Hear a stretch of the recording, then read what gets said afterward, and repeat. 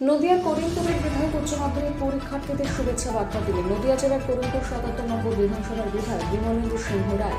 তিনি উচ্চ মাধ্যমিক পরীক্ষার্থীদের আজ শুভেচ্ছা বার্তা দিলেন বিধায়ক অফিস থেকে। আজ উচ্চ মাধ্যমিক পরীক্ষা শুরু, তাই তিনি তার বিধানসভা এলাকার সমস্ত ছাত্রছাত্রীদের শুভেচ্ছা বার্তা দিলেন। কি বললেন শোনাব।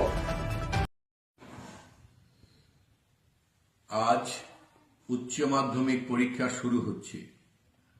এই উচ্চ মাধ্যমিক পরীক্ষায় যারা অংশগ্রহণ করছো তাদেরকে বলবো সুন্দর সুস্থভাবে পরীক্ষা দেবে, কোনো রকম অসৎ উপায় অবলম্বন করবে না।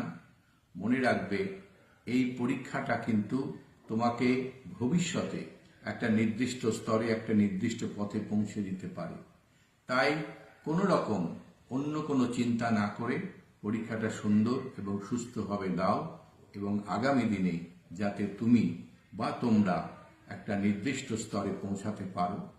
পাশাপাশি আমি ইনভিজিলেটরদের বলবো যে আপনারা সহমত পোষণ করুন এবং তাদেরকে একটু সাহায্য করবেন যাতে সুস্থ সুন্দরভাবে তারা পরীক্ষা দিতে পারে।